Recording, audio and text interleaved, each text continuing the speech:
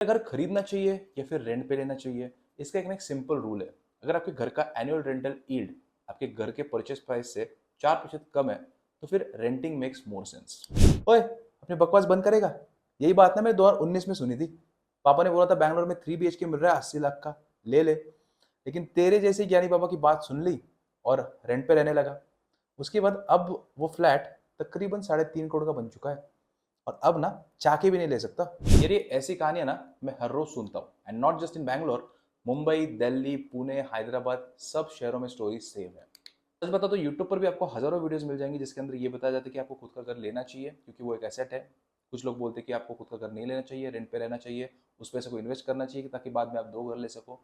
तो बहुत सारे लोगों ने हमें कंफ्यूज करके रख दिया है। और सच बताओ तो ये इम्पोर्टेड रूल बुक को हम लोग ब्लाइंडली फॉलो नहीं करेंगे। यूएस के एक्सपर्ट्स की भी हम लोग नहीं सुनेंगे, और ना ही जो एक्सेल शीट वाले एडवाइजर्स है उनकी सुनेंगे, क्योंकि आपके लाइफ का कॉन्टेक्स्ट किसी के पास नहीं है। तो ऐसे में हम लोग आज इस वीडियो में बात करने वाले हैं आपके लाइफ के बारे में, आपकी प्रायोरिटीज़ के बारे में और आपकी रियलिटी के बारे में।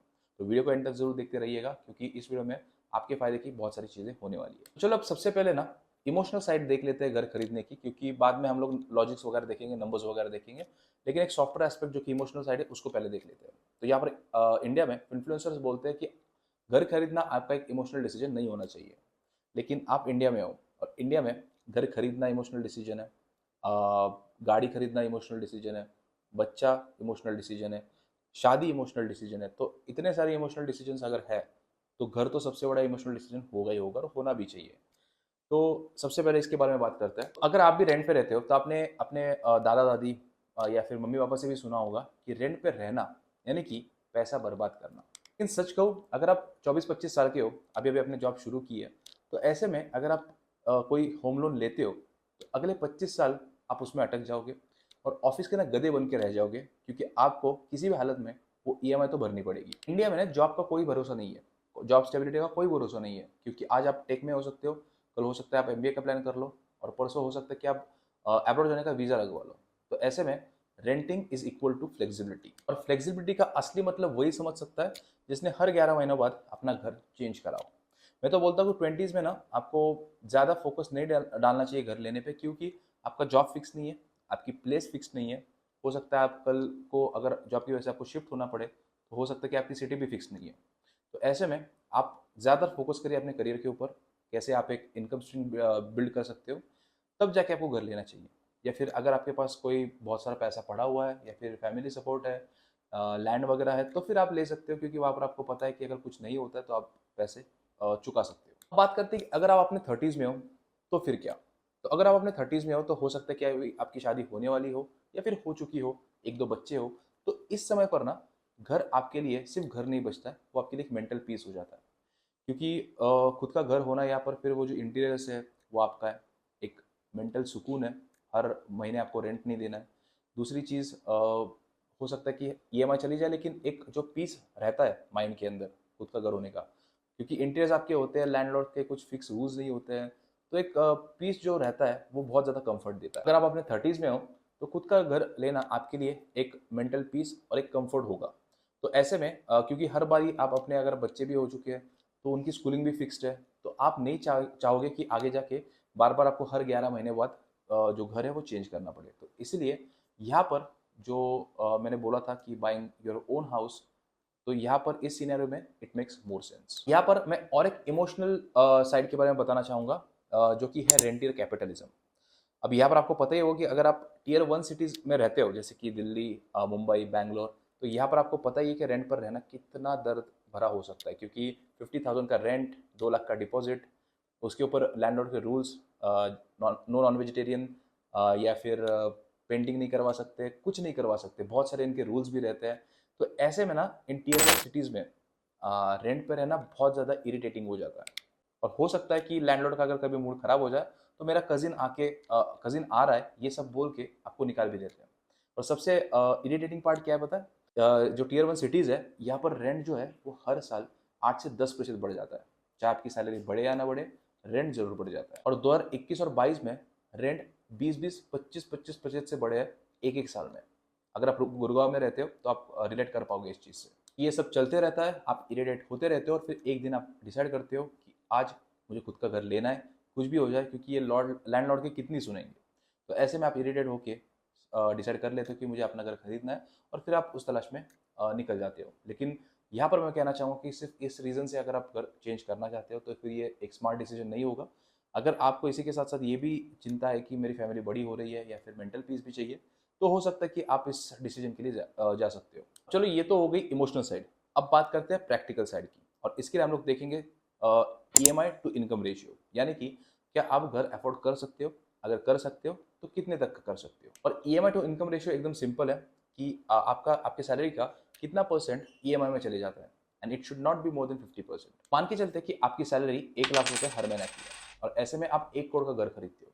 अब 1 करोड़ का घर खरीदने के लिए 80 लाख रुपए आपको बैंक से मिल जाएगा, 20 लाख रुपए आपको खुद खुद की जेब से डालना पड़ेगा।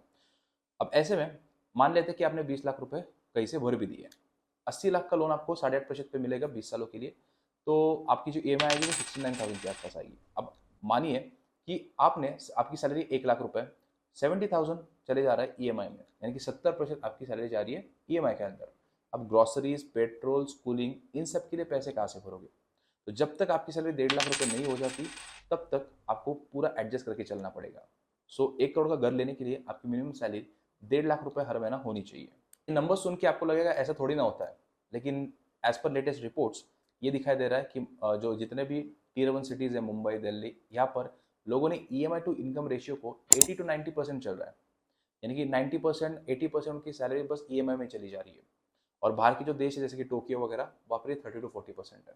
तो अगर कल को ऐसा ही चलता रहा और किसी की अगर नौकरी चली जाती है तो उसके पास EMI भरने के लिए पैसे नहीं बचेंगे। यहाँ पर काफ़ी सारे लोग ये भी कहेंगे कि हम लोग सिर्फ अंडर कंस्ट्रक्शन प्रॉपर्टीज में इन्वेस्ट करते हैं और जब प्रोजेक्ट बन जाता है तो उसको बेच के हम लोग निकल जाते हैं। इसलिए आपके लिए भी कैलकुलेशन करते हैं।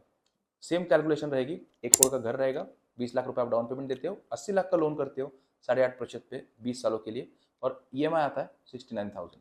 अब 4 साल लगते हैं प्रोजेक्ट को कंप्लीट होने में। 4 साल बाद एक नॉर्मल ये पकड़ के चलते हैं कि घर का जो एप्रिसिएशन होता है वो 6% पर एनम से होता है। तो मान के चलते हैं कि 1.26 करोड़ का घर हो चुका है, 4 सालों बाद कंप्लीट हो चुका है प्रोजेक्ट पूरा, और आप अब उसको बेचोगे और बैंक को अपना पूरा पैसा वापस दे दोगे, तो इस केस में आपका प्रॉफिट कितना बनता है। अगर आपने 80 लाख का लोन लिया हुआ है 8.5% पे, तो बैंक को आप 4 साल बाद टैक्स हटा के जो इंटरेस्ट दोगे वो रहेगा 21.75 लाख। और ये सारी जो कैलकुलेशन मैं बोल रहा हूँ ये आप स्क्रीन के ऊपर देख सकते हो, पॉज करके भी आप इसका स्क्रीनशॉट लेके बाद में चेकआउट कर सकते हो। अगर आपने प्रॉपर्टी को 1.26 करोड़ में बेच दिया तो आपका प्रॉफिट यहाँ पर सिर्फ 4.25 लाख रुपए बचता है। तो वैसे देखा जाए तो 20 लाख की इन्वेस्टमेंट पर 4 लाख का प्रॉफिट, 4.25 लाख का प्रॉफिट 4 सालों में। तो CAGR अगर निकाले तो इसका CAGR निकल के आता है 4.9%। ये सारी चीजें तब पॉसिबल है जब प्राइजेस बढ़ रहे हो, क्योंकि काफी सारी सिटीज में प्राइजेस बढ़े नहीं है। तो ऐसे में अगर आपके यहाँ पर भी प्राइजेस घट जाते हैं, नहीं बढ़ते हैं, तो फिर आप यहाँ पर बहुत सारा लॉस भी बुक कर सकते हो। अगर यहीं पर आप घर खुद को रहने के लिए ले रहे हो, एज ए इन्वेस्टमेंट नहीं ले रहे हो, तो फिर सारी कैलकुलेशन चेंज हो जाएंगी, क्योंकि अब हम लोग कैलकुलेट करेंगे 20 ईयर्स के लिए, ना कि 4 सालों के लिए। मान के चलते हैं कि सेम आपने 20 लाख रुपए डाउन पेमेंट किया, 8.5% फिक्स हम लोग पकड़ के चलते कि आपका इंटरेस्ट इतना रहेगा अगले 20 सालों के लिए, और आप यहाँ पर 20 सालों के आपने लोन लिया 8.5% पे, और उतना ही आपका ब्याज दर रहेगा। तो ऐसे में आप हर महीना 69,400 रुपीज पे करोगे बैंक को। तो आप पूरे 1 साल में भरोगे 8.33 लाख, और पूरे 20 साल के बाद आप बैंक को दोगे 1.67 करोड़। अब यहाँ पर 80 लाख आपका प्रिंसिपल है, 87 लाख आपका इंटरेस्ट है। तो 20 साल बाद देखते कि आपकी वैल्यू क्या रहेगी घर की। तो 20 साल बाद अगर 6% से भी एनुअल ग्रोथ हो रही है तो फिर आपके घर की वैल्यू होगी 3.21 करोड़।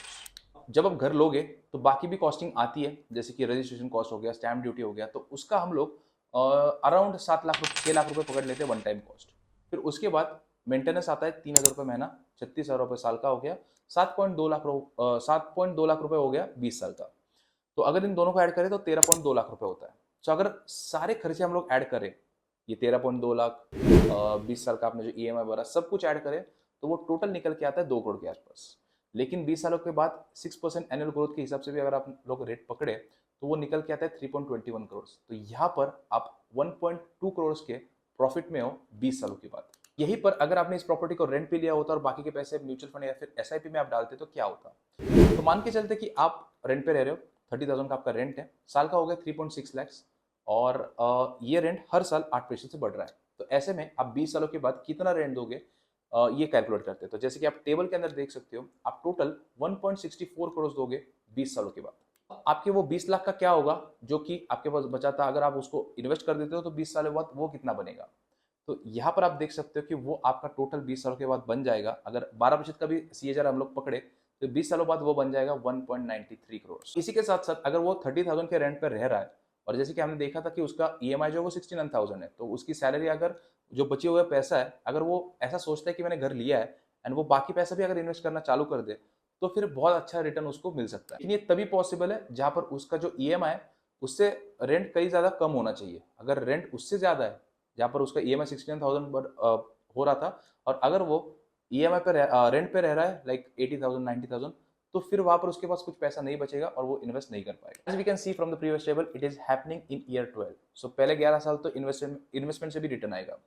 तो फाइनल पिक्चर देखने से पहले एक बार ये भी देख लेते हैं। और आप देख सकते हो कि ईयर 1 में आपका रेंट 30,000 है और आपका ईएमआई 60,000 है, तो आपके पास 39,000 बचता है जो कि आप इन्वेस्ट करोगे एक साल के लिए। और एक साल अगर आप इन्वेस्ट करते हो तो वो टोटल बन जाता है 4.72 लाख, जिसको आप एसआईपी में इन्वेस्ट कर सकते हो। अब ऐसे ही दूसरे साल में आपका रेंट 8% से बढ़ जाता है, 32,400 हो जाता है, और ऐसे में यहाँ पर आप फिर थोड़ा कम अमाउंट एसआईपी में डाल पाओगे। ऐसे करते करते 11वें साल में आप देख सकते हो कि आप सिर्फ 58,000 की एसआईपी कर पाओगे। और ईयर 12 में आपका जो ईएमआई वो इतना ज्यादा हो जाएगा कि आप, आपका जो रेंट है वो इतना ज्यादा हो जाएगा कि आप इन्वेस्ट नहीं कर पाओगे। ये जो एसआईपी इन्वेस्टमेंट है ये आपको अनदर 1.73 करोड़ देगी, अज्यूमिंग 12% रिटर्न। तो रेंटिंग के केस में हम लोग 1.64 करोड़ बनाते हैं, जो हम लोग 20 लाख रुपए अपफ्रंट इन्वेस्ट करते हैं उससे, एंड जो एसआईपी करते हैं उससे हम लोग अनदर 1.73 करोड़ बनाते हैं। तो ऐसे में जो 20 साल हम लोग रेंट पे करेंगे वो करेंगे 1.65 करोड़ का। तो सब कुछ जाके हमारे पास जो प्रॉफिट बचता है, जो सरप्लस बचता है, वो बचता है 1.72 करोड़ का। ये तो हो गया रेंटिंग का। लेकिन आपको पता है कि हमने बाइंग का भी प्रॉफिट निकाला था, वहां पर हमारा प्रॉफिट बन रहा था 1.2 करोड़ का। तो यहाँ पर आप देख सकते हो कि रेंटिंग में हमारा जो प्रॉफिट है वो 50 लाख से ज्यादा है। तो यहाँ पर आपको अच्छा खासा अमाउंट मिल रहा है, क्योंकि 50 lakh is a good amount. लेकिन ये काफी सारे सर्कमस्टेंसेस पे भी डिपेंड करता है। लेकिन मोटा मोटी आपको इतना प्रॉफिट तो हो सकता है। आपको रेंटिंग प्रेफर करना चाहिए, नंबर्स डोंट लाई, राइट? क्योंकि लिक्विडिटी भी बनी रहती है, मेंटल स्ट्रेस भी नहीं होता है। लेकिन यहाँ पर एक चीज है, एक ट्रुथ है जो कि आपको कोई नहीं बताता। क्या है ना, लाइफ का हर डिसीजन एक्सेल शीट से नहीं होता है। लाइफ के हर स्टेज पे प्रायोरिटीज अलग रहेंगी।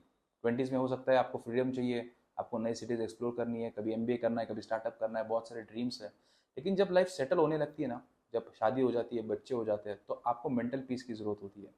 और ऐसे में अगर आपका मेंटल जो पीस है वो किसी लैंडलॉर्ड के ऊपर डिपेंड नहीं हो सकता, तो ऐसे में मेंटल पीस जो है वो प्राइसलेस बन जाता है। और ऐसे में आपको खुद का घर खरीदना चाहिए ही। At the end of the day, जब भी आपको लगे कि सही समय है, प्लीज़ अपना घर ले लीजिए। बस तब तक फाइनेंशियली प्रिपेयर हो जाना, 1-2 साल का इमरजेंसी फंड अपने साथ रखना। मेक श्योर कि आपकी सैलरी का 50% से ज़्यादा आपका ईएमआई ना हो, एंड अपना हेल्थ इंश्योरेंस निकाल के रखना, ताकि अगर खुदा ना खास्ता कुछ हो जाता है तो फैमिली के ऊपर कुछ ना आए। तो ये सारी चीज़ें थोड़ा सा प्लान करके आप स्ट्रैटेजिकली अगर प्लान करेंगे, और एक स्टेबल इनकम जरूर कर लेना, तो ये सारी चीज़ें करके आप डेफिनेटली अपना खुद का घर खरीद सकते हो, एंड एक मेंटल पीस आपका जो है वो काफ़ी अच्छा रहेगा। वीडियो पसंद आया हो तो वीडियो को लाइक करना बिल्कुल मत भूलना। चैनल पर नए हो तो चैनल को सब्सक्राइब जरूर कर देना, और कुछ भी मन में हो तो कमेंट्स के अंदर जरूर लिख देना, मैं आपको जरूर रिप्लाई करूँगा।